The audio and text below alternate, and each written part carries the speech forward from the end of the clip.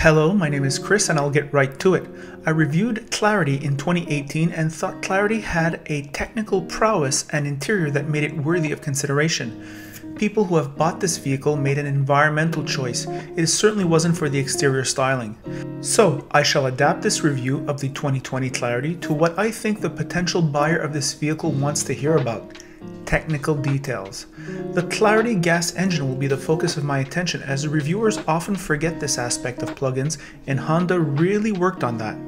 This 1498cc engine, or 1.5 liter, runs on the Atkinson cycle, which makes less power and uses less gas than the Otto cycle motors which most cars use. Lighter pistons mean less counterweights. These pistons are attached to micro-polished crankshaft journals which reduce friction. The engine is chain-driven, good for the life of the vehicle. There is port injection instead of direct injection. This ensures long-term efficiency because the intake valves will not get clogged up, as is the case with direct injection engines over the long term. There are two catalytic converters, with one next to the engine meant to improve efficiency and emit less harmful gas emissions when the motor begins running. Clarity does not just reduce CO2, it reduces poisonous gas emissions. People forget to report that. I do not.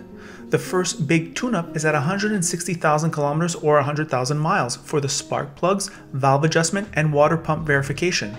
Other than that, a maintenance reminder, which can be reset by the driver, informs the driver for oil changes, transmission oil, and coolants. Speaking of coolants, the battery is water-cooled, and therefore I can only surmise there is no high-voltage air filter to change for the battery, only coolant change. Water-cooled ensures longevity and performance and is superior to air-cooled. The HV mode of Clarity allows you to manage the battery when driving on the highway, so you have electric power once you arrive at your urban destination, a more efficient usage of electricity. The regenerative braking works with the hydraulic brakes and while coasting, ensuring maximum regeneration. In my opinion, I would sleep very well at night from a long-term reliability perspective. The trunk is full of Ross's crap, so I can only guess it is roomy, as the battery is under the floor, not the trunk. Sitting in back, there's lots of room, and Clarity feels nearly as big as an Accord. In front, same thing, lots of room. This isn't a compact car. The seats are Honda comfortable with a good leather, and the interior quality is above average for a plug-in. Contrary to its disgusting exterior styling, inside, Clarity is mainstream and seduced me somewhat with a cream interior. All the driver inputs are extra soft, with the suspension being almost molasses-like, too soft really, and I rarely say that. I have driven many crossovers that felt less top-heavy and wobbly.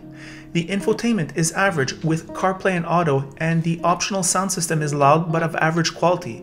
There is no volume knob. I repeat, there is no volume knob.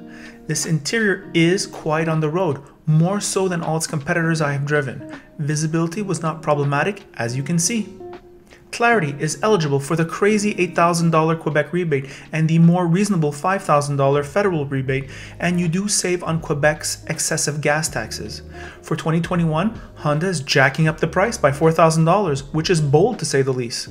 This battery has a range of 76 kilometers, nearly double Prius Prime, which potentially means up to double gas savings, and takes only 2.5 hours to charge on the 240 volt outlet and 12.5 hours to charge on the regular wall outlet. You don't need a stage 2 charging to benefit from this plug-in. You can charge it overnight and you'll never stress about running out of gas. This eCVT has only one physical gear, therefore not really a transmission. The combined output of Clarity is 181 horsepower and 212 pounds of torque, and though that is more than the Camry hybrid I drove recently, Clarity felt considerably slower. In hybrid mode, it does 5.6 liters per 100 kilometers on the combined cycle, or 42 mpg. Apologies for the low light, it was 3:30 in the afternoon and already dark out. Here are my thoughts on the road, they are brief. Hello car lovers driving the 2020 Honda Clarity. What to say about this vehicle? Well, the range is what I find the most appreciable aspect of this vehicle. 76 kilometers seems about right. I think you can get most of your morning grinds done with this type of range to go to work and from work, and you can really save a lot of fuel. A lot of that traffic that you do is done in stop and go, and often you're going to be saving a whole lot of money at the pump. What you won't be saving is the effect it will have on your eyes. When you look at this car from the outside, I find it's probably the ugliest car in the world right now. I can't think of one that's uglier. And Honda hasn't really changed that. And Ross made the remark, he doesn't understand why they don't put this powertrain in something like the CR-V, which would probably sell a lot more. And it's the hottest segment in the world right now. So good question on his part. On the inside now, I think this is where clarity is very strong, and I find the interior is where there are the least compromises. Often when you buy plug-in hybrids or you buy all-electric vehicles, often they cheap out on the interior. I can think of the Chevrolet Bolt, which is essentially a plastic rattle box. In here, you have a very quiet interior, which is very good.